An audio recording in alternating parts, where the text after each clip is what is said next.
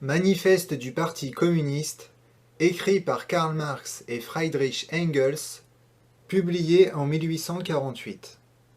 Traduction Laura Lafargue. Un spectre hante l'Europe, le spectre du communisme.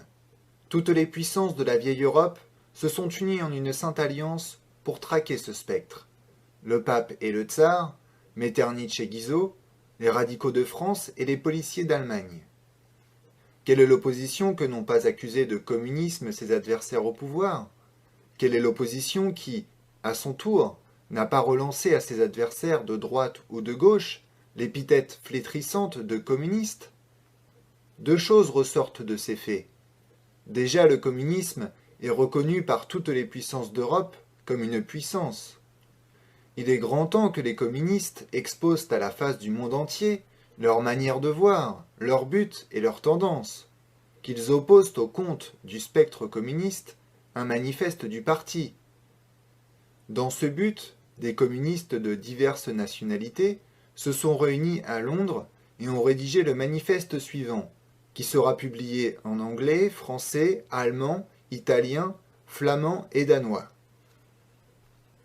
Première partie, bourgeois et prolétaires. L'histoire de toute société jusqu'à nos jours n'a été que l'histoire des luttes de classe.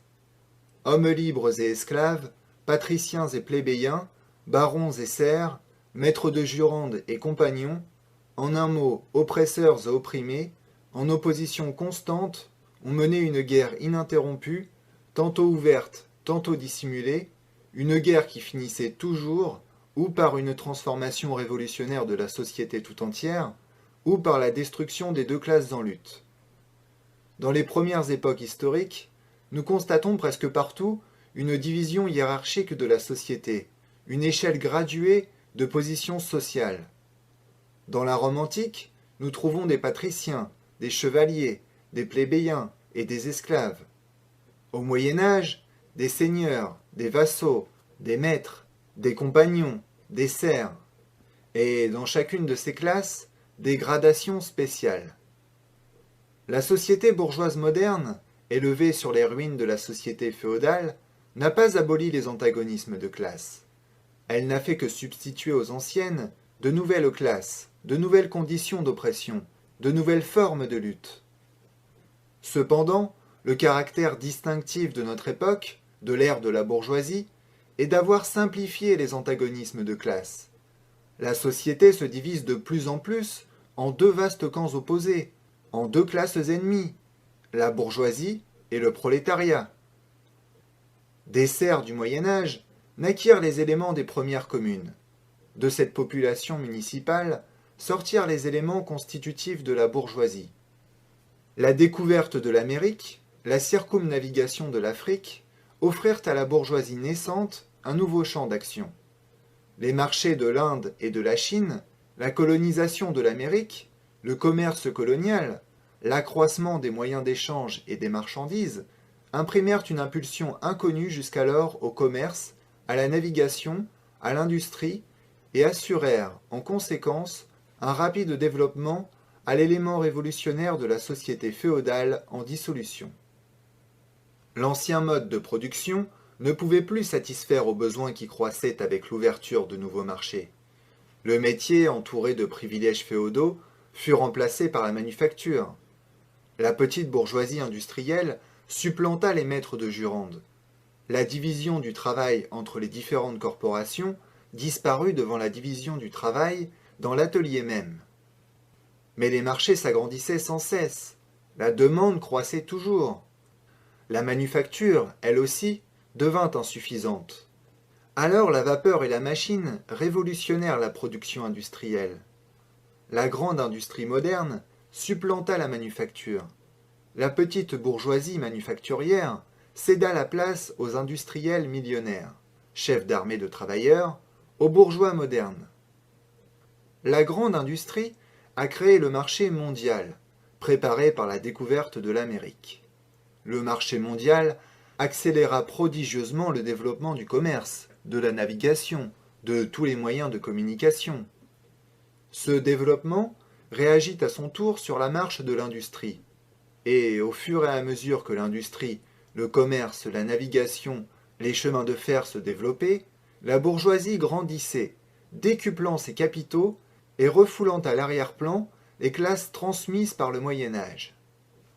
La bourgeoisie, nous le voyons, est elle-même le produit d'un long développement, d'une série de révolutions dans les modes de production et de communication. Chaque étape de l'évolution parcourue par la bourgeoisie était accompagnée d'un progrès politique correspondant. État opprimé par le despotisme féodal, association se gouvernant elle-même dans la commune, ici république municipale, là tiers-état taxable de la monarchie, puis durant la période manufacturière, contrepoids de la noblesse dans les monarchies limitées ou absolues, pierre angulaire des grandes monarchies, la bourgeoisie, depuis l'établissement de la grande industrie et du marché mondial, s'est finalement emparée du pouvoir politique, à l'exclusion des autres classes, dans l'État représentatif moderne. Le gouvernement moderne n'est qu'un comité administratif des affaires de la classe bourgeoise. La bourgeoisie a joué dans l'histoire un rôle essentiellement révolutionnaire. Partout où elle a conquis le pouvoir, elle a foulé aux pieds les relations féodales, patriarcales et idylliques. Tous les liens multicolores qui unissaient l'homme féodal à ses supérieurs naturels, elle les a brisés sans pitié, pour ne laisser substituer d'autres liens entre l'homme et l'homme que le froid intérêt, que le dur argent comptant. Elle a noyé l'extase religieuse, l'enthousiasme chevaleresque, la sentimentalité du petit bourgeois dans les eaux glacées du calcul égoïste. Elle a fait de la dignité personnelle une simple valeur d'échange. Elle a substitué aux nombreuses libertés, si chèrement conquises, l'unique et impitoyable liberté du commerce. En un mot, à la place de l'exploitation, voilée par des illusions religieuses et politiques, elle a mis une exploitation ouverte, directe, brutale, éhontée. La bourgeoisie a dépouillé de leur auréole toutes les professions jusque-là réputées vénérables et vénérées. Du médecin, du juriste, du prêtre, du poète, du savant, elle a fait des travailleurs salariés. La bourgeoisie a déchiré le voile de sentimentalité qui recouvrait les relations de famille et les a réduites à n'être que de simples rapports d'argent. La bourgeoisie a démontré comment la brutale manifestation de la force au Moyen-Âge, si admirée de la réaction, trouve son complément naturel dans la plus crasse paresse. C'est elle qui, la première, a prouvé ce que peut accomplir l'activité humaine. Elle a créé bien d'autres merveilles que les pyramides d'Égypte, les aqueducs romains, les cathédrales gothiques. Elle a conduit bien d'autres expéditions que les antiques migrations de peuples et les croisades. La bourgeoisie n'existe qu'à la condition de révolutionner constamment les instruments de travail, ce qui veut dire le mode de production, ce qui veut dire tous les rapports sociaux. La conservation de l'ancien mode de production était, au contraire, la première condition d'existence de toutes les classes industrielles antérieures. Ce bouleversement continuel des modes de production, ce constant ébranlement de tout le système social, cette agitation et cette insécurité perpétuelle distinguent l'époque bourgeoise de toutes les précédentes. Tous les rapports sociaux, traditionnels et figés, avec leur cortège de croyances et d'idées admises et vénérées, se dissolvent. Celles qui les remplacent deviennent surannées avant de se cristalliser. Tout ce qui était solide et stable est ébranlé, tout ce qui était sacré est profané. Et les hommes sont forcés, enfin, d'envisager leurs conditions d'existence et leurs rapports réciproques avec des yeux dégrisés. Poussée par le besoin de débouchés toujours nouveaux, la bourgeoisie envahit le globe entier. Il lui faut pénétrer partout, s'établir partout, créer partout des moyens de communication. Par l'exploitation du marché mondial, la bourgeoisie donne un caractère cosmopolite à la production et à la consommation de tous les pays. Au désespoir des réactionnaires, elle a enlevé à l'industrie sa base nationale.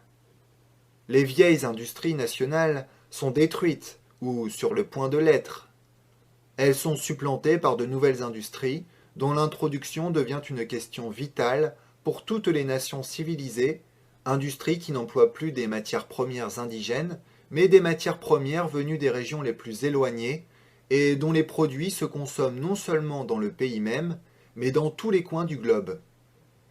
À la place des anciens besoins, satisfaits par les produits nationaux, naissent des besoins nouveaux, réclamant pour leur satisfaction les produits des contrées les plus lointaines et des climats les plus divers. À la place de l'ancien isolement des nations se suffisant à elles-mêmes, se développe un trafic universel, une interdépendance des nations. Et ce qui est vrai pour la production matérielle s'applique à la production intellectuelle. Les productions intellectuelles d'une nation deviennent la propriété commune de toutes. L'étroitesse et l'exclusivisme nationaux deviennent de jour en jour plus impossibles.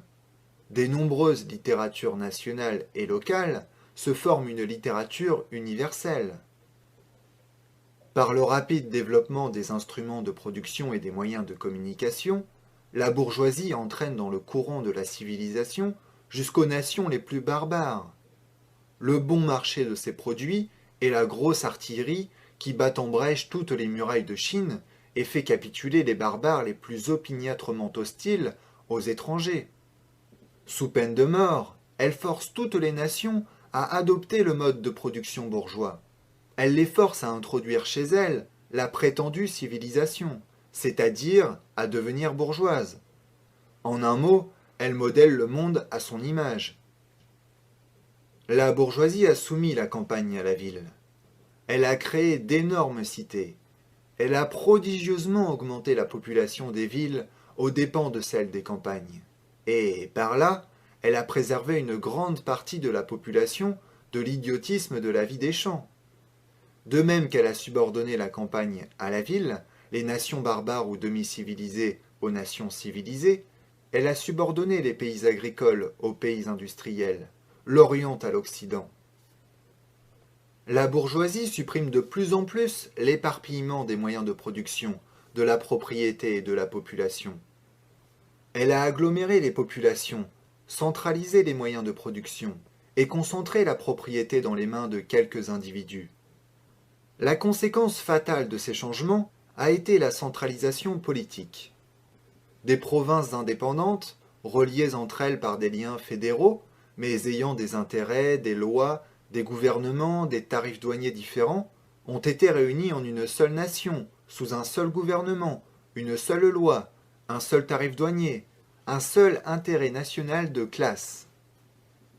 La bourgeoisie, depuis son avènement à peine séculaire, a créé des forces productives plus variées et plus colossales que toutes les générations passées prises ensemble. La subjugation des forces de la nature, les machines, l'application de la chimie à l'industrie et à l'agriculture, la navigation à vapeur, les chemins de fer, les télégraphes électriques, le défrichement de continents entiers, la canalisation des rivières, des populations entières sortant de terre comme par enchantement. Quel siècle antérieur a soupçonné que de pareilles forces productives dorment dans le travail social? Voici donc ce que nous avons vu. Les moyens de production et d'échange, servant de base à l'évolution bourgeoise, furent créés dans le sein de la société féodale.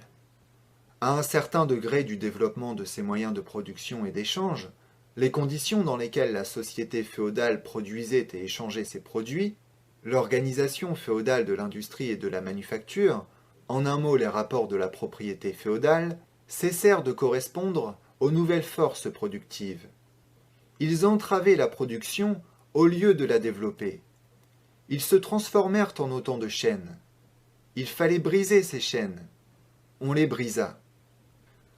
À la place s'éleva la libre concurrence, avec une constitution sociale et politique correspondante, avec la domination économique et politique de la classe bourgeoise.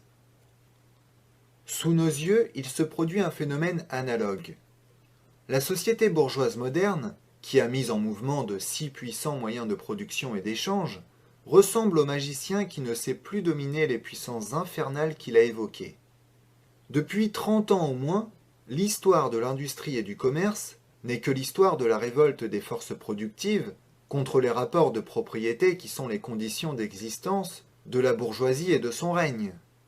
Il suffit de mentionner les crises commerciales qui, par leur retour périodique, mettent de plus en plus en question l'existence de la société bourgeoise. Chaque crise détruit régulièrement non seulement une masse de produits déjà créés, mais encore une grande partie des forces productives elles-mêmes. Une épidémie qui, à toute autre époque, eût semblé un paradoxe, s'abat sur la société, l'épidémie de la surproduction. La société se trouve subitement rejetée dans un état de barbarie momentanée. On dirait qu'une famine, une guerre d'extermination, lui coupe tous les moyens de subsistance. L'industrie et le commerce semblent annihilés. Et pourquoi? Parce que la société a trop de civilisation, trop de moyens de subsistance, trop d'industrie, trop de commerce. Les forces productives dont elle dispose ne favorisent plus le développement des conditions de la propriété bourgeoise. Au contraire, elles sont devenues trop puissantes pour ces conditions qui se tournent en entrave. Et toutes les fois que les forces productives sociales s'affranchissent de ces entraves, elles précipitent dans le désordre la société tout entière et menacent l'existence de la propriété bourgeoise. Le système bourgeois est devenu trop étroit pour contenir les richesses créées dans son sein. Comment la bourgeoisie surmonte-t-elle ces crises? D'une part par la destruction forcée d'une masse de forces productives, d'autre part par la conquête de nouveaux marchés et l'exploitation plus parfaite des anciens. C'est-à-dire qu'elle prépare des crises plus générales et plus formidables et diminue les moyens de les prévenir. Les armes dont la bourgeoisie s'est servie pour abattre la féodalité se retournent aujourd'hui contre la bourgeoisie elle-même. Mais la bourgeoisie n'a pas seulement forgé les armes qui doivent lui donner la mort. Elle a produit aussi les hommes qui manieront ces armes, les ouvriers modernes, les prolétaires. Avec le développement de la bourgeoisie, c'est-à-dire du capital, se développe le prolétariat, la classe des ouvriers modernes qui ne vivent qu'à la condition de trouver du travail, et qui n'en trouvent plus dès que leur travail cesse d'agrandir le capital. Les ouvriers, contraints de se vendre au jour le jour, sont une marchandise comme tout autre article de commerce. Ils subissent par conséquent toutes les vicissitudes de la concurrence, toutes les fluctuations du marché. L'introduction des machines et la division du travail, dépouillant le travail de l'ouvrier de son caractère individuel, lui ont enlevé tout attrait. Le producteur devient un simple appendice de la machine. On exige de lui que l'opération la plus simple, la plus monotone, la plus vite apprise. Par conséquent, le coût de production de l'ouvrier se réduit à peu près aux moyens d'entretien dont il a besoin pour vivre et propager sa race. Or, le prix du travail, comme celui de toute marchandise, est égal au coût de sa production. Donc, plus le travail devient répugnant, plus les salaires baissent. Bien plus, la somme de travail s'accroît avec le développement de la machine et de la division du travail, soit par la prolongation de la journée de travail, soit par l'accélération du mouvement des machines, etc. L'industrie moderne a transformé le petit atelier de l'ancien patron patriarcal en la grande fabrique du bourgeois capitaliste. Des masses d'ouvriers, entassés dans la fabrique, sont organisés militairement. Traités comme des soldats industriels, ils sont placés sous la surveillance d'une hiérarchie complète de sous-officiers et d'officiers. Ils ne sont pas seulement les esclaves de la classe bourgeoise, du gouvernement bourgeois, mais encore, chaque jour, à chaque heure, les esclaves de la machine, du contremaître, et surtout du maître de la fabrique. Plus ce despotisme proclame hautement le profit comme son but unique, plus il est mesquin, odieux et exaspérant. Moins le travail exige d'habileté et de force, c'est-à-dire plus l'industrie moderne progresse, plus le travail des hommes est supplanté par celui des femmes. Les distinctions d'âge et de sexe n'ont pas de validité sociale pour la classe ouvrière. Il n'y a plus que des instruments de travail, dont le prix varie suivant l'âge et le sexe. Une fois que l'ouvrier a subi l'exploitation du fabricant et qu'il a reçu son salaire en argent comptant, il devient la proie d'autres membres de la bourgeoisie, du petit propriétaire, du prêteur sur gage. La petite bourgeoisie, les petits industriels, les marchands, les petits rentiers, les artisans et les paysans propriétaires tombent dans le prolétariat. D'une part parce que leurs petits capitaux ne leur permettant pas d'employer les procédés de la grande industrie, ils succombent dans leur concurrence avec les grands capitalistes. D'autre part parce que leur habileté spéciale est dépréciée par les nouveaux modes de production. De sorte que le prolétariat se recrute dans toutes les classes de la population. Le prolétariat passe par différentes phases d'évolution. Sa lutte contre la bourgeoisie commence dès sa naissance. D'abord, la lutte est engagée par des ouvriers isolés, ensuite par les ouvriers d'une même fabrique, enfin par les ouvriers du même métier, dans une localité, contre le bourgeois qui les exploite directement. Ils ne se contentent pas de diriger leurs attaques contre le mode bourgeois de production, ils les dirigent contre les instruments de production. Ils détruisent les marchandises étrangères qui leur font concurrence, brisent les machines, brûlent les fabriques, et s'efforcent de reconquérir la position perdue de l'artisan du Moyen Âge. À ce moment du développement, le prolétariat forme une masse incohérente disséminée sur tout le pays et désunie par la concurrence. Si parfois les ouvriers s'unissent pour agir en masse compacte, cette action n'est pas encore le résultat de leur propre union, mais de celle de la bourgeoisie qui, pour atteindre ses fins politiques, doit mettre en branle le prolétariat tout entier, et qui, pour le moment, possède encore le pouvoir de le faire. Durant cette phase, les prolétaires ne combattent pas encore leurs propres ennemis, mais les ennemis de leurs ennemis, c'est-à-dire les restes de la monarchie absolue, les propriétaires fonciers, les bourgeois non industriels, les petits bourgeois. Tout le mouvement historique est de la sorte concentré entre les mains de la bourgeoisie. Toute victoire remportée dans ces conditions est une victoire bourgeoise. Or, l'industrie, en se développant, grossit non seulement le nombre des prolétaires, mais les concentre en masse plus considérables. Les prolétaires augmentent en force et prennent conscience de leur force. Les intérêts et les conditions d'existence des prolétaires s'égalisent de plus en plus, à mesure que la machine efface toute différence dans le travail, et presque partout réduit le salaire à un niveau également bas. La croissante concurrence des bourgeois entre eux et les crises commerciales qui en résultent rendent les salaires de plus en plus incertains. Le constant perfectionnement de la machine rend la position de l'ouvrier de plus en plus précaire. Les collisions individuelles entre l'ouvrier et le bourgeois prennent de plus en plus le caractère de collision entre deux classes. Les ouvriers commencent par se coaliser contre les bourgeois pour le maintien de leur salaire. Ils vont jusqu'à former des associations permanentes en prévision de ces luttes occasionnelles. Ça et là, la résistance éclate en émeute. Parfois les ouvriers triomphent, mais c'est un triomphe éphémère. Le véritable résultat de leur lutte est moins le succès immédiat que la solidarité croissante des travailleurs. Cette solidarisation est facilitée par l'accroissement des moyens de communication, qui permettent aux ouvriers de localités différentes d'entrer en relation. Or, il suffit de cette mise en contact pour transformer les nombreuses luttes locales, qui partout revêtent le même caractère, en une lutte nationale, en une lutte de classe. Mais toute lutte de classe est une lutte politique. Et l'union que les bourgeois du Moyen Âge mettaient des siècles à établir avec leurs chemins vicinaux, les prolétaires modernes l'établissent en quelques années par les chemins de fer. L'organisation du prolétariat en classe, et par suite en parti politique, est sans cesse détruite par la concurrence que se font les ouvriers entre eux. Mais elle renaît toujours, et toujours plus forte, plus ferme, plus formidable. Elle profite des divisions intestines des bourgeois pour les obliger à donner une garantie locale à certains intérêts de la classe ouvrière. Par exemple, la loi de 10 heures de travail en Angleterre. En général, les collisions dans la vieille société favorisent de diverses manières le développement du prolétariat.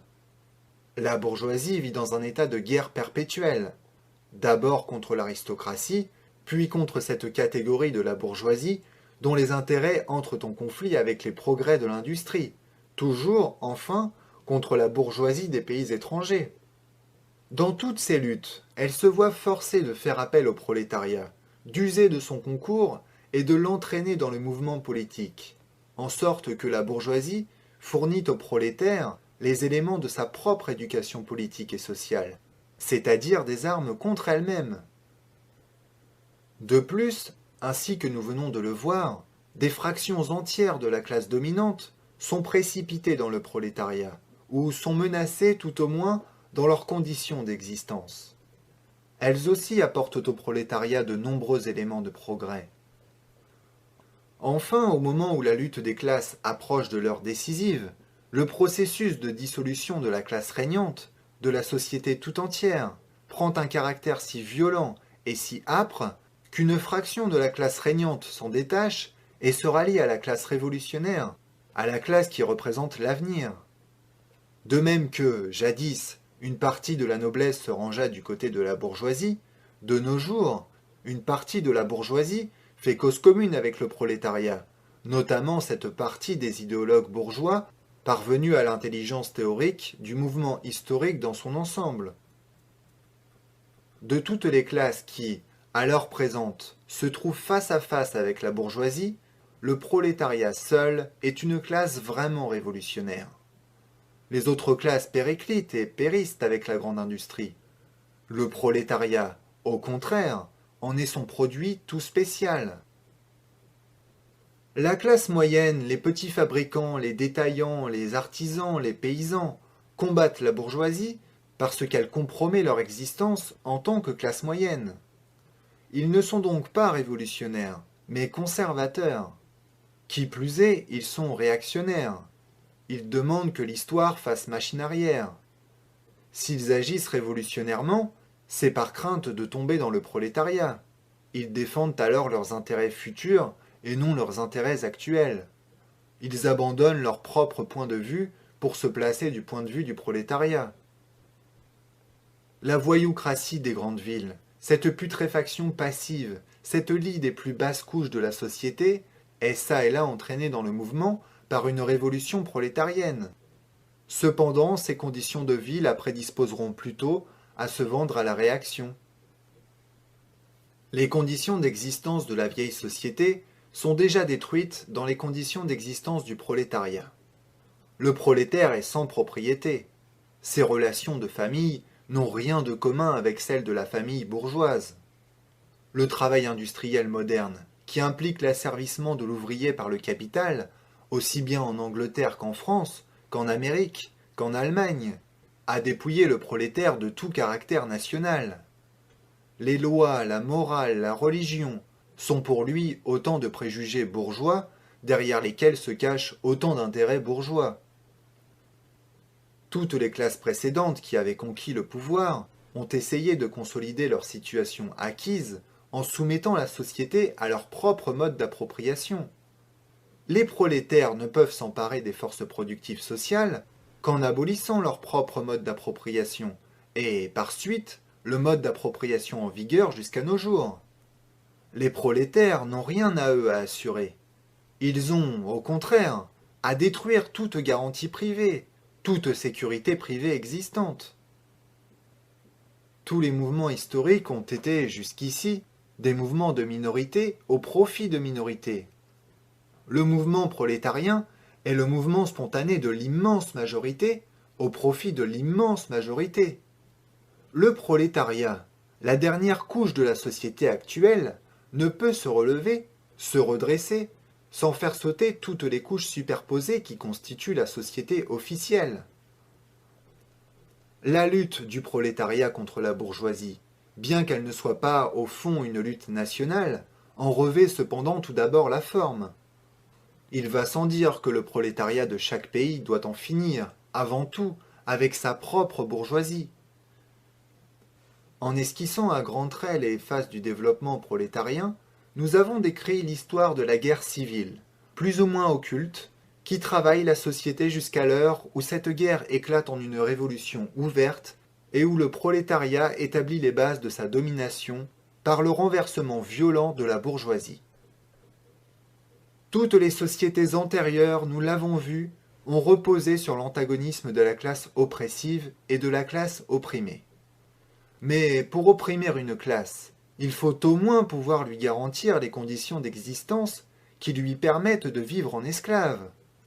Le serf, en pleine féodalité, parvenait à se faire membre de la commune. Le bourgeois embryonnaire du Moyen Âge atteignait la position de bourgeois sous le joug de l'absolutisme féodal. L'ouvrier moderne, au contraire, loin de s'élever avec le progrès de l'industrie, descend toujours plus bas, au-dessous même du niveau des conditions de sa propre classe. Le travailleur tombe dans le paupérisme, et le paupérisme s'accroît plus rapidement encore que la population et la richesse.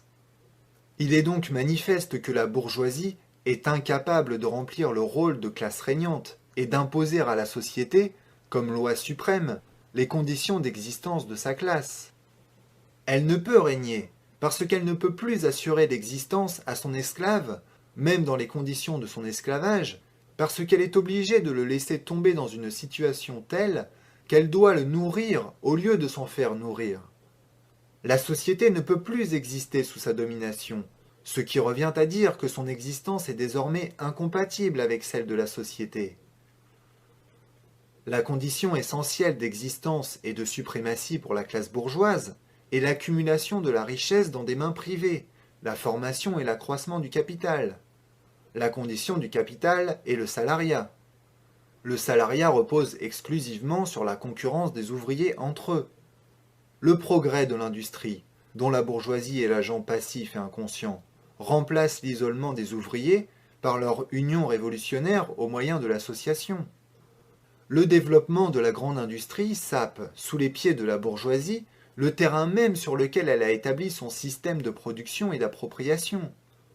La bourgeoisie produit avant tout ses propres fossoyeurs. Sa chute et la victoire du prolétariat sont également inévitables. Deuxième partie, prolétaires et communistes. Quelle est la position des communistes vis-à-vis des prolétaires pris en masse? Les communistes ne forment pas un parti distinct opposé aux autres partis ouvriers. Ils n'ont point d'intérêt qui les sépare du prolétariat en général. Ils ne proclament pas de principes sectaires sur lesquels ils voudraient modeler le mouvement ouvrier. Les communistes ne se distinguent des autres partis ouvriers que sur deux points. Dans les différentes luttes nationales des prolétaires, ils mettent en avant et font valoir les intérêts communs du prolétariat. Dans les différentes phases évolutives de la lutte entre prolétaires et bourgeois, ils représentent toujours et partout les intérêts du mouvement général.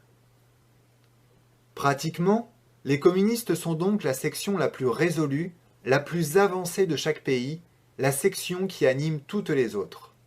Théoriquement, ils ont sur le reste du prolétariat l'avantage d'une intelligence nette des conditions, de la marche et des fins générales du mouvement prolétarien.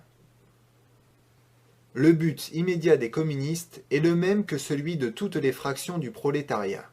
Organisation des prolétaires en partis de classe, destruction de la suprématie bourgeoise, conquête du pouvoir politique par le prolétariat.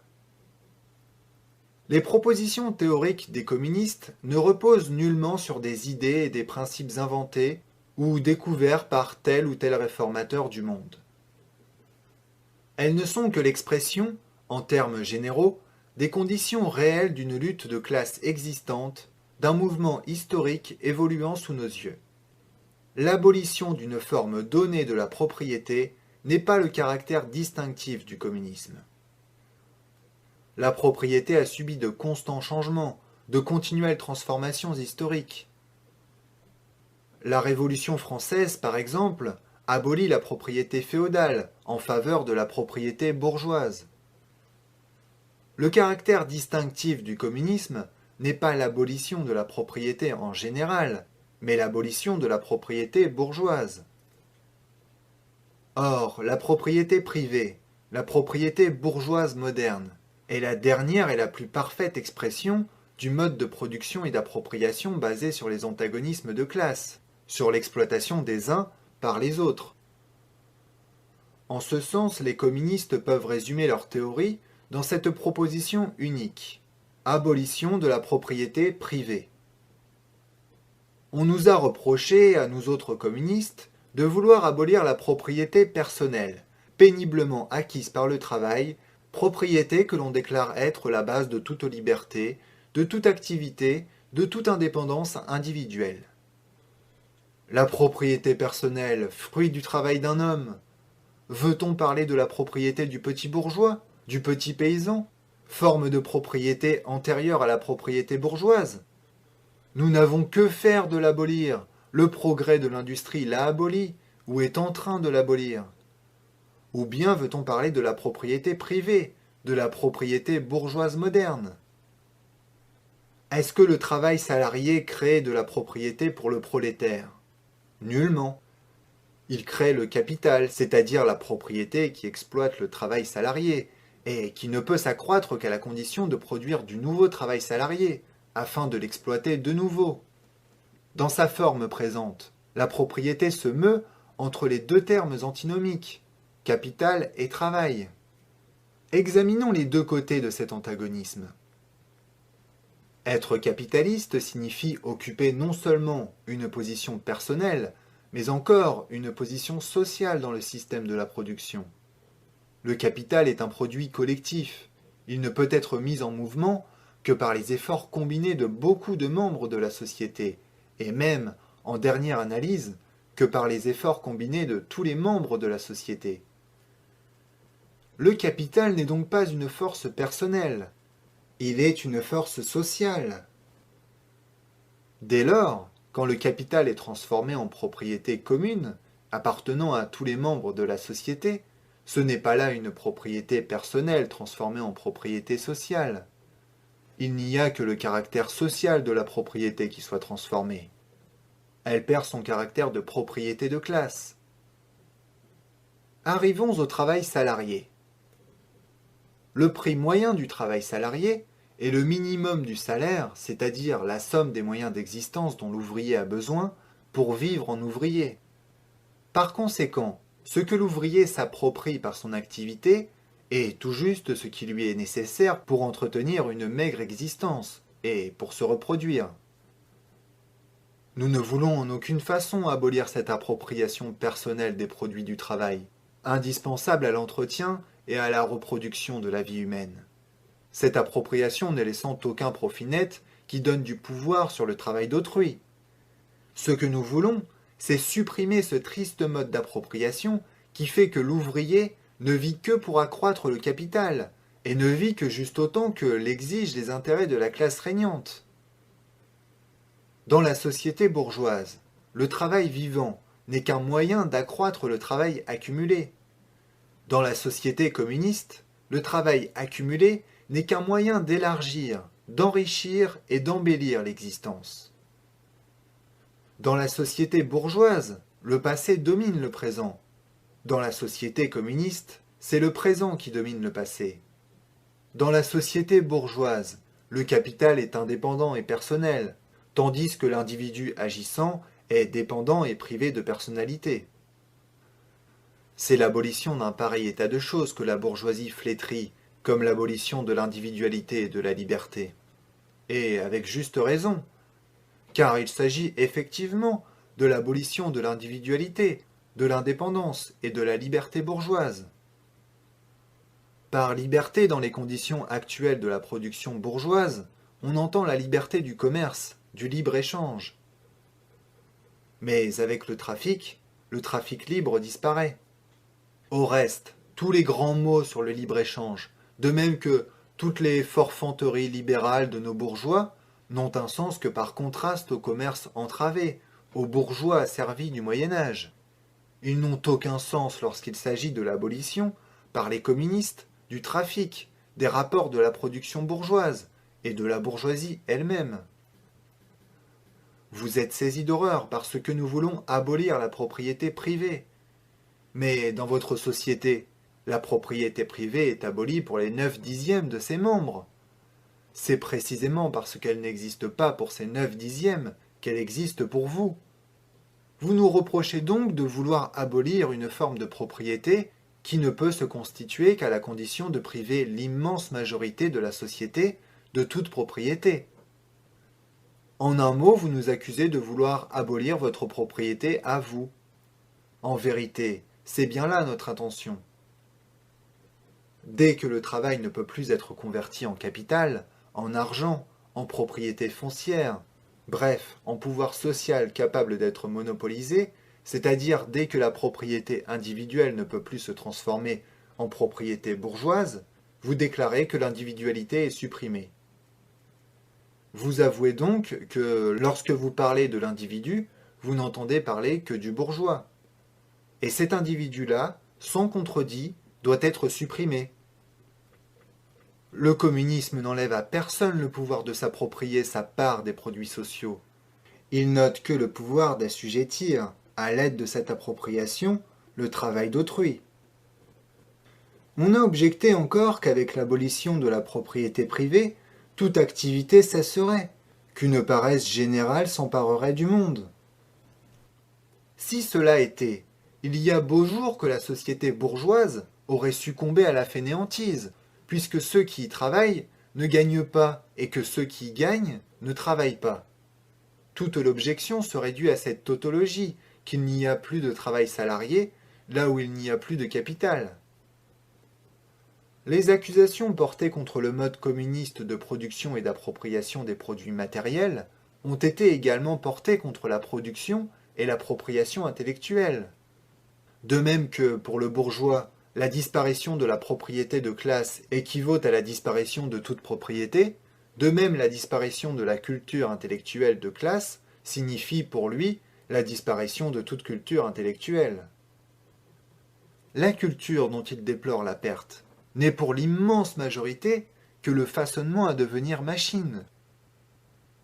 Mais ne nous querellez pas tant que vous appliquerez à l'abolition de la propriété bourgeoise l'étalon de vos notions bourgeoises de liberté, de culture, de droit, etc. Vos idées sont elles-mêmes les produits des rapports de la production et de la propriété bourgeoise.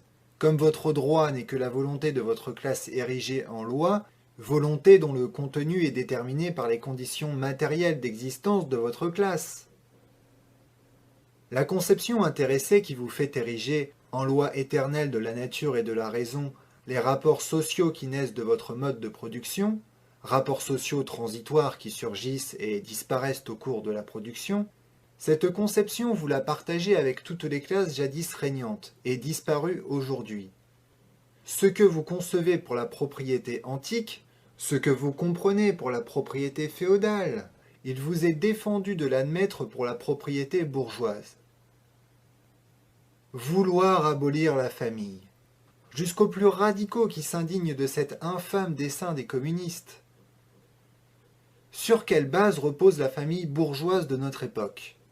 Sur le capital, le gain individuel. La famille, à l'état complet, n'existe que pour la bourgeoisie, mais elle trouve son complément dans la suppression forcée de toute famille pour le prolétaire et dans la prostitution publique.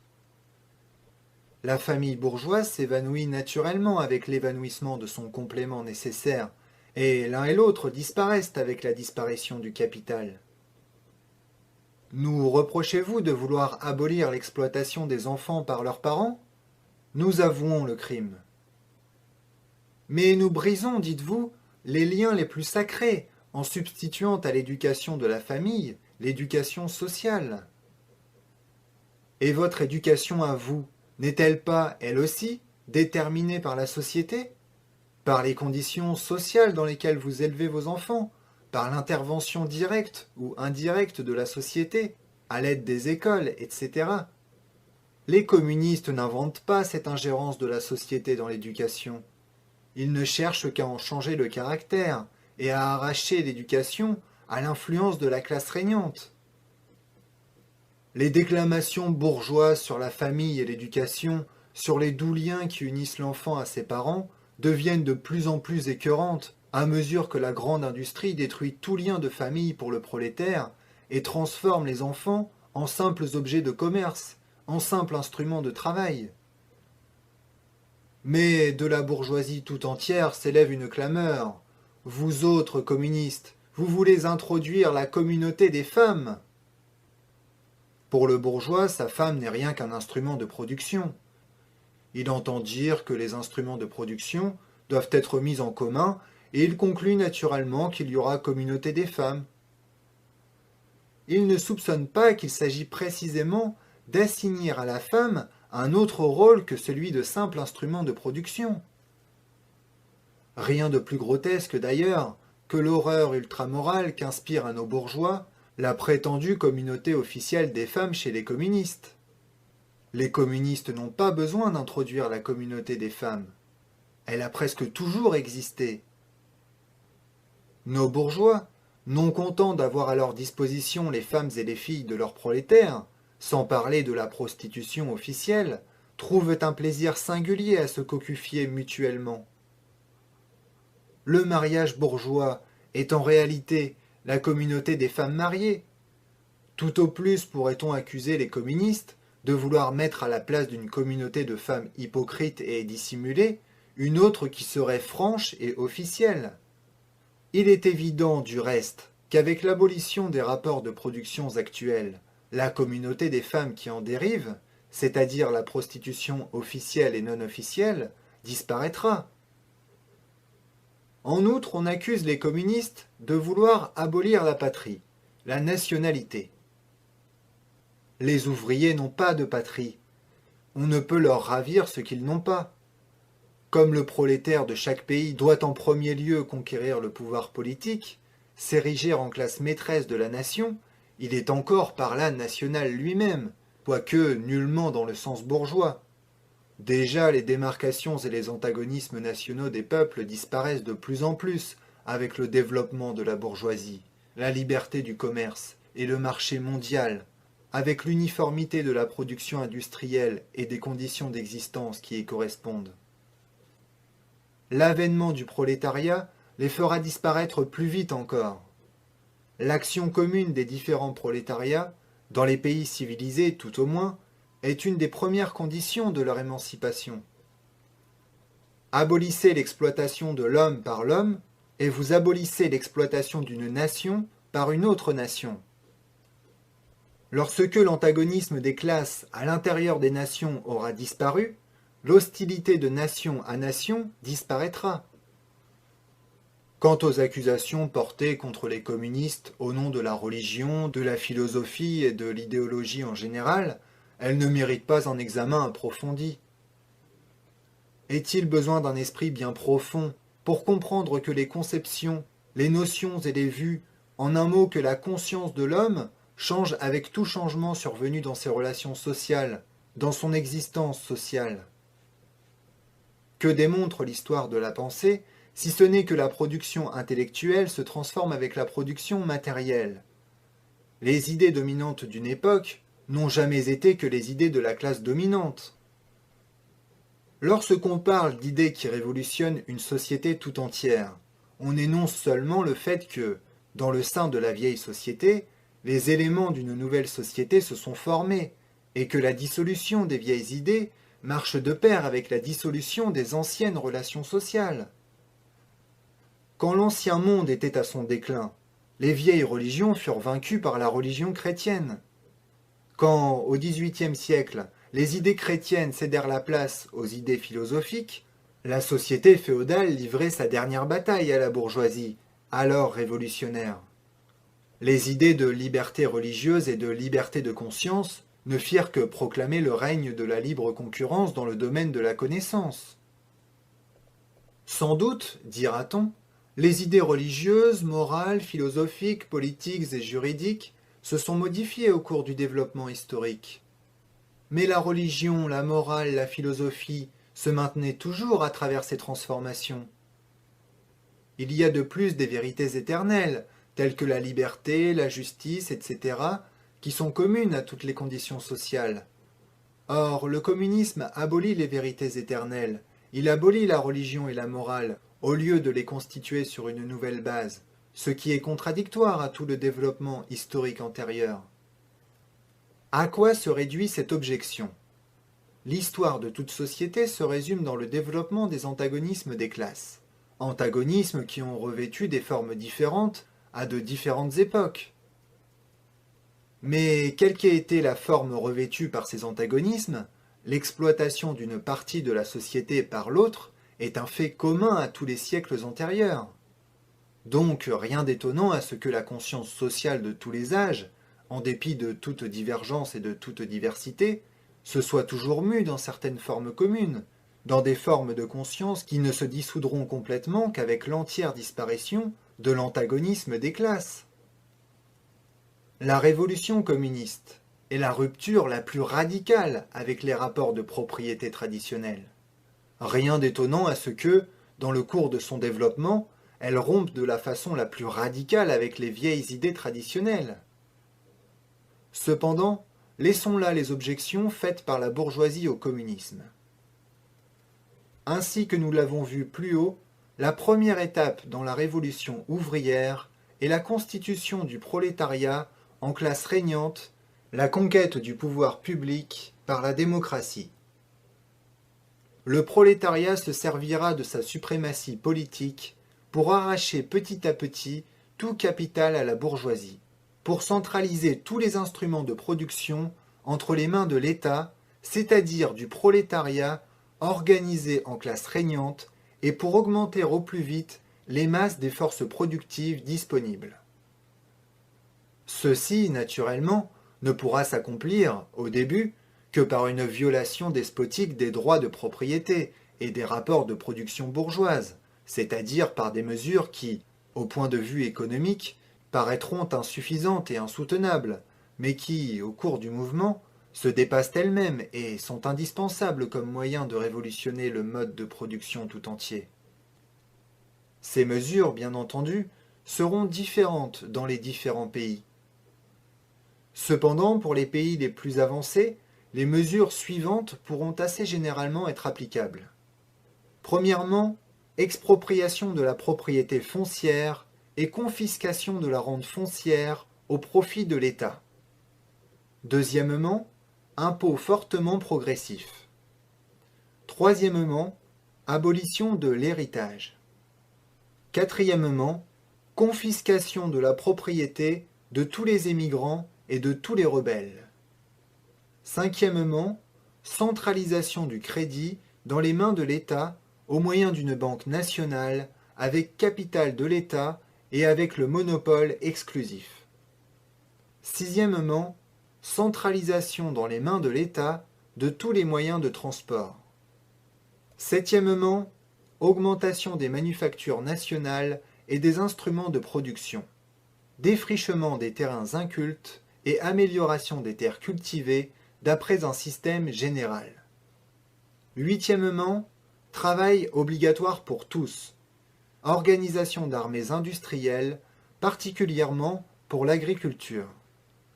Neuvièmement, combinaison du travail agricole et industriel, mesure tendant à faire disparaître la distinction entre ville et campagne. Dixièmement, éducation publique et gratuite de tous les enfants, abolition du travail des enfants dans les fabriques tel qu'il est pratiqué aujourd'hui, combinaison de l'éducation avec la production matérielle, etc. Les antagonismes des classes une fois disparus dans le cours du développement, et toute la production concentrée dans les mains des individus associés, le pouvoir public perd son caractère politique. Le pouvoir politique, à proprement parler, est le pouvoir organisé d'une classe pour l'oppression d'une autre.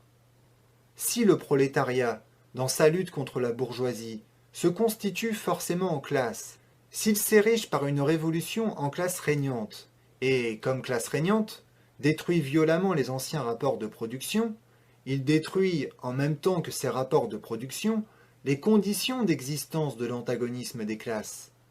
Il détruit les classes en général, et, par là, sa propre domination comme classe. À la place de l'ancienne société bourgeoise, avec ses classes et ses antagonismes de classe, surgit une association où le libre développement de chacun est la condition du libre développement pour tous. Troisième partie, littérature socialiste et communiste. Grand 1, le socialisme réactionnaire. Petit a, le socialisme féodal. Par leur position historique, les aristocraties françaises et anglaises se trouvèrent appelées à lancer des libelles contre la société bourgeoise. Dans la Révolution française de 1830, dans le mouvement réformiste anglais, elles avaient succombé une fois de plus sous les coups du parvenu abhorré. Pour elle, il ne pouvait plus désormais être question d'une lutte politique sérieuse. Il ne leur restait plus que la lutte littéraire. Or, dans le domaine littéraire aussi, la vieille phraséologie de la Restauration était devenue impossible. Pour se créer des sympathies, il fallait que l'aristocratie fît semblant de perdre de vue ses intérêts propres, et qu'elle dressât son acte d'accusation contre la bourgeoisie, dans le seul intérêt de la classe ouvrière exploitée. Elle se ménagea de la sorte la satisfaction de faire des chansons satiriques sur son nouveau maître, et de fredonner à ses oreilles des prophéties grosses de malheur. Ainsi naquit le socialisme féodal, mélange de jérémiades et de paquinades, d'échos du passé et de vagissements de l'avenir. Si parfois sa critique mordante et spirituelle frappa au cœur de la bourgeoisie, son impuissance absolue à comprendre la marche de l'histoire moderne finit toujours par le rendre ridicule. En guise de drapeau, ces messieurs arboraient la besace du mendiant afin d'attirer à eux le peuple. Mais dès que le peuple accourut, il aperçut leur derrière orné du vieux blason féodal et se dispersa avec de grands et révérencieux éclats de rire. Une partie des légitimistes français et la jeune Angleterre ont donné au monde ce réjouissant spectacle. Quand les champions de la féodalité démontrent que le mode d'exploitation de la féodalité était autre que celui de la bourgeoisie, ils n'oublient qu'une chose, c'est qu'elle exploitait dans des conditions tout à fait différentes, et aujourd'hui surannées. Quand ils font remarquer que, sous leur règne, le prolétariat moderne n'existait pas, ils oublient que la bourgeoisie est précisément un rejeton fatal de la société féodale. Ils cachent si peu d'ailleurs le caractère réactionnaire de leur critique que leur principal chef d'accusation contre la bourgeoisie est justement d'avoir créé, sous son régime, une classe qui fera sauter tout l'ancien ordre social. Aussi n'est-ce pas tant d'avoir produit un prolétariat qu'ils imputent à crime à la bourgeoisie, que d'avoir produit un prolétariat révolutionnaire. Dans la lutte politique, ils prennent donc une part active à toutes les mesures violentes contre la classe ouvrière. Et dans la vie de tous les jours, ils savent, en dépit de leur phraséologie boursouflée, s'abaisser pour ramasser les fruits d'or qui tombent de l'arbre de l'industrie, et troquer toutes les vertus chevaleresques, l'honneur, l'amour et la fidélité, contre la haine, le sucre de betterave et l'eau-de-vie. De même que le prêtre et le seigneur féodal marchèrent jadis la main dans la main, voyons-nous aujourd'hui le socialisme clérical marcher côte à côte avec le socialisme féodal. Rien n'est plus facile que de recouvrir d'un vernis de socialisme l'ascétisme chrétien. Le christianisme, lui aussi, ne s'est-il pas élevé contre la propriété privée, le mariage, l'État? Et, à leur place, n'a-t-il pas prêché la charité et les guenilles, le célibat et la mortification de la chair, la vie monastique et l'Église? Le socialisme chrétien n'est que de l'eau bénite avec laquelle le prêtre consacre le mécontentement de l'aristocratie. Petit b, le socialisme des petits bourgeois. L'aristocratie féodale n'est pas la seule classe ruinée par la bourgeoisie. Elle n'est pas la seule classe dont les conditions d'existence s'étiolaient et dépérissaient dans la société bourgeoise moderne. Les petits bourgeois et les petits paysans du Moyen-Âge étaient les précurseurs de la bourgeoisie moderne. Dans les pays où le commerce et l'industrie sont peu développés, cette classe continue à végéter, à côté de la bourgeoisie qui s'épanouit. Dans les pays où la civilisation moderne est florissante, il s'est formé une nouvelle classe de petits bourgeois qui oscille entre le prolétariat et la bourgeoisie. Partie complémentaire de la société bourgeoise, elle se constitue toujours de nouveau. Mais les individus qui la composent se voient sans cesse précipités dans le prolétariat, par suite de la concurrence et, qui plus est, avec la marche progressive de la grande production, ils voient approcher l'heure où ils disparaîtront totalement comme fraction indépendante de la société moderne et où ils seront remplacés dans le commerce, la manufacture et l'agriculture par des contremaîtres, des garçons de boutique et des laboureurs. Dans les pays comme la France, où les paysans forment bien au-delà de la moitié de la population, il était naturel que des écrivains, prenant fait et cause pour le prolétariat contre la bourgeoisie, devaient critiquer le régime bourgeois et défendre le parti ouvrier au point de vue du petit bourgeois et du paysan. C'est ainsi que se forma le socialisme du petit bourgeois. Sismondi est le chef de cette littérature, aussi bien pour l'Angleterre que pour la France.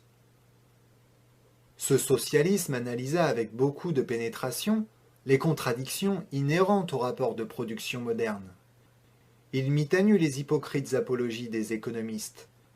Il démontra d'une façon irréfutable les effets meurtriers de la machine et de la division du travail, la concentration des capitaux et de la propriété foncière, la surproduction, les crises, la misère du prolétariat, l'anarchie dans la production, la criante disproportion dans la distribution des richesses, la guerre industrielle d'extermination des nations entre elles, la dissolution des vieilles mœurs, des vieilles relations familiales, des vieilles nationalités.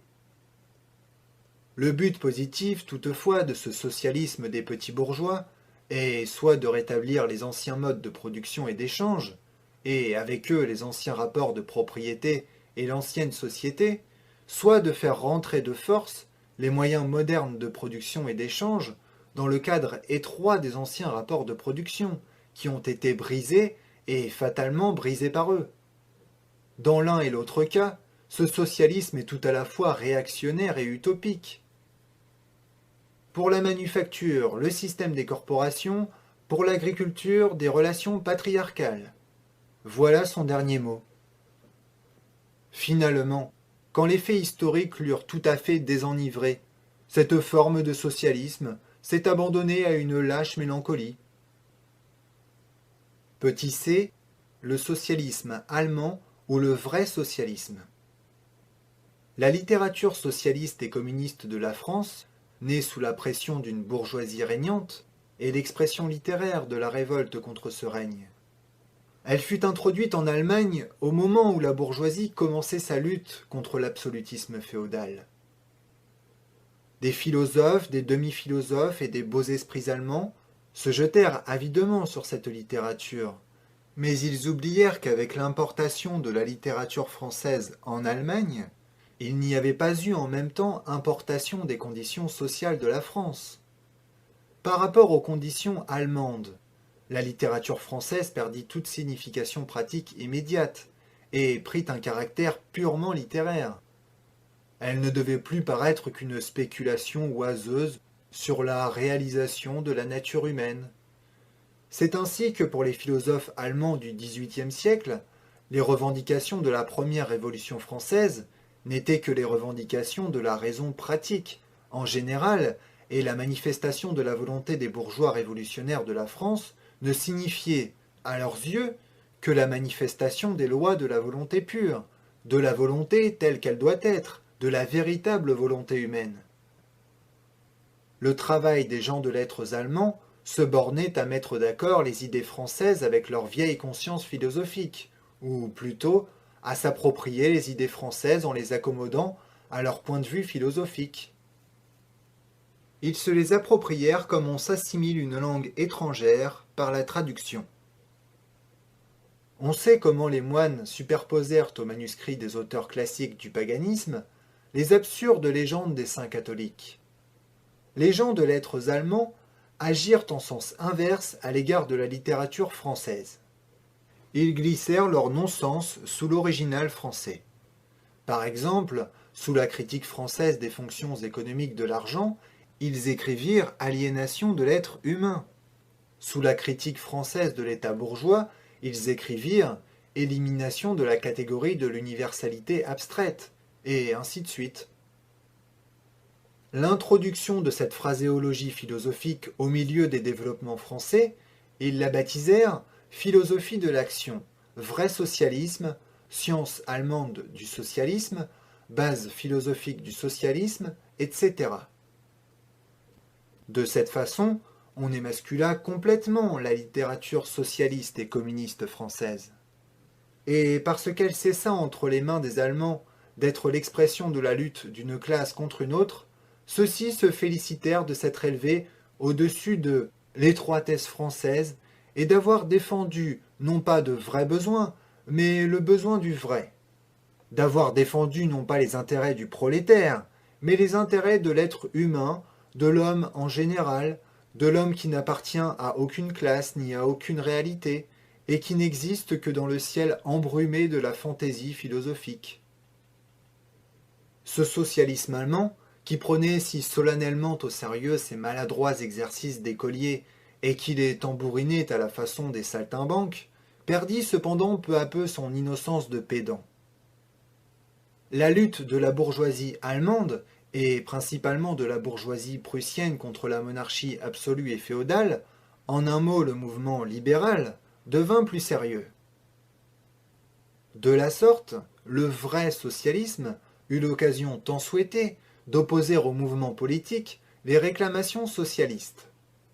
Il put lancer les anathèmes traditionnels contre le libéralisme, contre l'État représentatif, contre la concurrence bourgeoise, contre la liberté bourgeoise de la presse, contre le droit bourgeois, contre la liberté et l'égalité bourgeoise.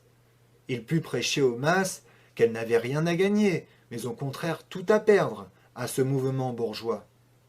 Le socialisme allemand oublia, bien à propos, que la critique française dont il était le niais écho présupposait la société bourgeoise moderne, avec les conditions matérielles d'existence qui y correspondent, et une constitution politique conforme, chose précisément que, pour l'Allemagne, il s'agissait encore de conquérir. Pour les gouvernements absolus, avec leur cortège de prêtres, de pédagogues, de hobereaux et de bureaucrates, ce socialisme servit d'épouvantail pour faire peur à la bourgeoisie qui se dressait menaçante. Il compléta par son hypocrisie doucereuse les amers coups de fouet et les balles que ces mêmes gouvernements administrèrent aux ouvriers allemands qui se soulevaient. Si le vrai socialisme devint ainsi une arme entre les mains des gouvernements, il représentait directement, en outre, l'intérêt réactionnaire, l'intérêt du petit bourgeois. La classe des petits bourgeois, léguée par le XVIe siècle, et depuis lors sans cesse renaissante sous des formes diverses, constitue pour l'Allemagne la vraie base sociale de l'état de choses existant. La maintenir, c'est maintenir les conditions allemandes actuelles. La suprématie industrielle et politique de la bourgeoisie menace cette classe de destruction certaine, par la concentration des capitaux d'une part, et par le développement d'un prolétariat révolutionnaire d'autre part. Le vrai socialisme devait tuer d'une pierre ces deux oiseaux. Il se propagea comme une épidémie. Le vêtement tissé avec les fils immatériels de la spéculation, brodé de fleurs, de rhétorique et tout saturé d'une rosée sentimentale, ce vêtement transcendant, dans lequel les socialistes allemands enveloppèrent leurs quelques maigres vérités éternelles, ne fit qu'activer la vente de leurs marchandises auprès d'un pareil public. De son côté, le socialisme allemand comprit de mieux en mieux que c'était sa vocation d'être le représentant pompeux de cette petite bourgeoisie. Il proclama la nation allemande la nation normale et le philistin allemand l'homme normal. À toutes les infamies de cet homme normal, il donna un sens occulte, un sens supérieur et socialiste, qui les faisait tout le contraire de ce qu'elles étaient. Il alla jusqu'au bout, en s'élevant contre la tendance brutalement destructive du communisme, et en déclarant que, impartial, il planait au-dessus de toutes les luttes de classe. À quelques exceptions près, les publications soi-disant socialistes et communistes qui circulent en Allemagne, en 1847, appartiennent à cette sale et énervante littérature. Grand 2. Le socialisme conservateur et bourgeois. Une partie de la bourgeoisie cherche à porter remède aux maux sociaux dans le but d'assurer l'existence de la société bourgeoise. Dans cette catégorie se rangent les économistes, les philanthropes, les humanitaires, les améliorateurs du sort de la classe ouvrière, les organisateurs de la bienfaisance, les protecteurs des animaux, les fondateurs des sociétés de tempérance, les réformateurs en chambre de tout acabit. Et l'on est allé jusqu'à élaborer ce socialisme bourgeois en système complet. Citons comme exemple la philosophie de la misère de Proudhon.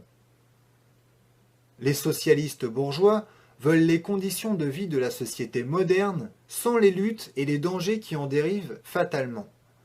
Ils veulent la société actuelle, mais avec élimination des éléments qui la révolutionnent et la dissolvent. Ils veulent la bourgeoisie sans le prolétariat. La bourgeoisie, comme de juste, se représente le monde où elle domine comme le meilleur des mondes possibles. Le socialisme bourgeois élabore cette représentation consolante en système ou en demi-système.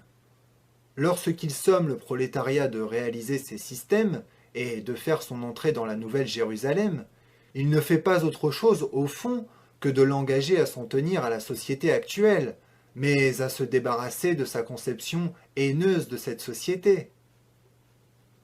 Une autre forme de ce socialisme, moins systématique mais plus pratique, essaya de dégoûter les ouvriers de tout mouvement révolutionnaire en leur démontrant que ce n'était pas tel ou tel changement politique, mais seulement une transformation des rapports de la vie matérielle et des conditions économiques qui pouvaient leur profiter.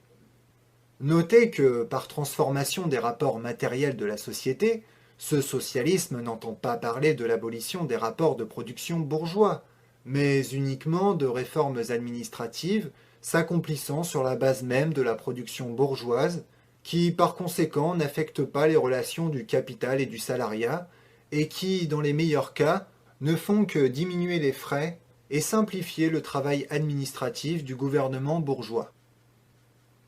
Le socialisme bourgeois n'atteint son expression adéquate que lorsqu'il devient une simple figure de rhétorique.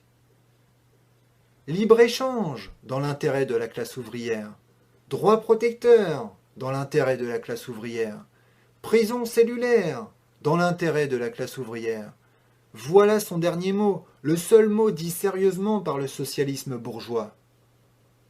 Car le socialisme bourgeois tient tout entier dans cette phrase. Les bourgeois sont des bourgeois dans l'intérêt de la classe ouvrière. Grand 3. Socialisme et communisme critico-utopique. Il ne s'agit pas ici de la littérature qui, dans toutes les grandes révolutions modernes, a formulé les revendications du prolétariat, les écrits de Babeuf, etc. Les premières tentatives directes du prolétariat pour faire prévaloir ses propres intérêts de classe, faites en un temps d'effervescence générale, pendant la période du renversement de la société féodale, échouèrent nécessairement aussi bien à cause de l'état embryonnaire du prolétariat lui-même qu'à cause de l'absence des conditions matérielles de son émancipation, conditions qui ne pouvaient être produites que sous l'ère bourgeoise. La littérature révolutionnaire, qui accompagnait ces premiers mouvements du prolétariat, eut forcément un caractère réactionnaire. Elle préconise un ascétisme général et un grossier égalitarisme. Les systèmes socialistes et communistes proprement dits, les systèmes de Saint-Simon, de Fourier, d'Owen, etc., font leur apparition dans la première période de la lutte entre le prolétariat et la bourgeoisie, période décrite ci-dessus.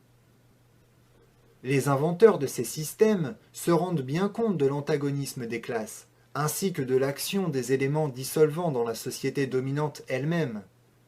Mais ils n'aperçoivent, du côté du prolétariat, aucune action historique, aucun mouvement politique qui lui soit propre.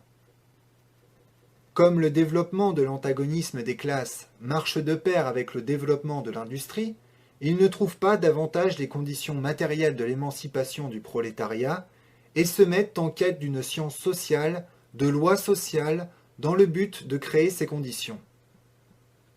L'activité sociale doit céder la place à leur activité cérébrale personnelle. Les conditions historiques de l'émancipation à des conditions fantastiques. L'organisation graduelle et spontanée du prolétariat en classe à une organisation fabriquée de toutes pièces par eux-mêmes. L'histoire future du monde se résout pour eux dans la propagande et la mise en pratique de leurs plans de société. Dans la formation de leurs plans, toutefois, ils ont la conscience de défendre avant tout les intérêts de la classe ouvrière, parce qu'elle est la classe la plus souffrante. La classe ouvrière n'existe pour eux que sous cet aspect de la classe la plus souffrante.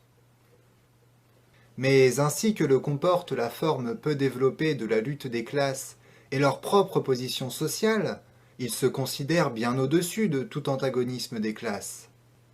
Ils désirent améliorer les conditions matérielles de la vie pour tous les membres de la société, même des plus privilégiés. Par conséquent, ils ne cessent de faire appel à la société tout entière sans distinction, ou plutôt ils s'adressent de préférence à la classe régnante. Puisque, aussi bien, il suffit de comprendre leur système pour reconnaître que c'est le meilleur de tous les plans possibles, de la meilleure des sociétés possibles. Ils repoussent donc toute action politique, et surtout toute action révolutionnaire. Ils cherchent à atteindre leur but par des moyens paisibles et essayent de frayer un chemin au nouvel évangile social par la force de l'exemple, par des expériences en petit, condamnées d'avance à l'insuccès. La peinture fantastique de la société future, faite à une époque où le prolétariat, peu développé encore, envisage sa propre position d'une manière fantastique, correspond aux premières aspirations instinctives des ouvriers vers une transformation complète de la société. Mais les écrits socialistes et communistes renferment aussi des éléments critiques. Ils attaquent la société existante à ses bases. Ils ont fourni, par conséquent, dans leur temps, des matériaux d'une grande valeur pour éclairer les ouvriers.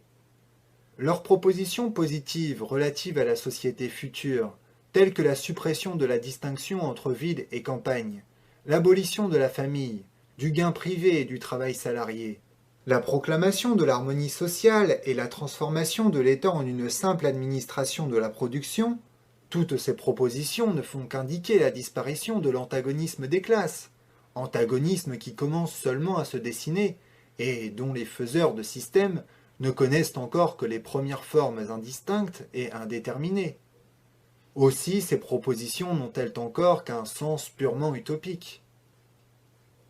L'importance du socialisme et du communisme critico-utopique est en raison inverse du développement historique. À mesure que la lutte des classes s'accentue et prend une forme, ce fantastique dédain pour la lutte, cette fantastique opposition à la lutte, perdent toute valeur pratique, toute justification théorique. C'est pourquoi, si, à beaucoup d'égards, les fondateurs de ces systèmes étaient des révolutionnaires, les sectes formées par leurs disciples sont toujours réactionnaires, car ces disciples s'obstinent à opposer les vieilles conceptions des maîtres à l'évolution historique du prolétariat. Ils cherchent donc, et en cela ils sont conséquents, à émousser la lutte des classes et à concilier les antagonismes. Ils rêvent toujours la réalisation expérimentale de leurs utopies sociales, l'établissement de phalanstères isolés, la création de colonies à l'intérieur et la fondation d'une petite Icarie. Édition In-12 de la Nouvelle-Jérusalem. Et pour donner une réalité à tous ces châteaux en Espagne, ils se voient forcés de faire appel au cœur et à la caisse des bourgeois. Petit à petit, ils tombent dans la catégorie des socialistes réactionnaires ou conservateurs des pins plus hauts, et ne s'en distinguent plus que par un pédantisme plus systématique et une foi superstitieuse et fanatique dans l'efficacité miraculeuse de leur science sociale. Ils s'opposent donc avec acharnement à toute action politique de la classe ouvrière, une pareille action ne pouvant provenir, à leur avis, que d'un aveugle manque de foi dans le nouvel évangile. Les owenistes en Angleterre, les fouriéristes en France, réagissent là contre les chartistes, ici contre les réformistes. Quatrième partie, position des communistes vis-à-vis des différents partis d'opposition.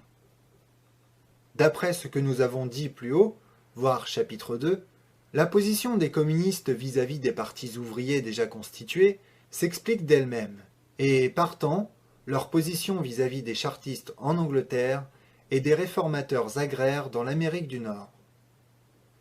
Ils combattent pour les intérêts et les buts immédiats de la classe ouvrière. Mais dans le mouvement du présent, ils défendent et représentent en même temps l'avenir du mouvement.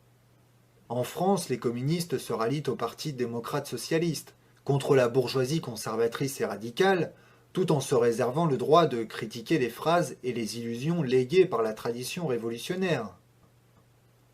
En Suisse, ils appuient les radicaux, sans méconnaître que ce parti se compose d'éléments contradictoires, moitié de démocrates socialistes, dans l'acception française du mot, moitié de bourgeois radicaux.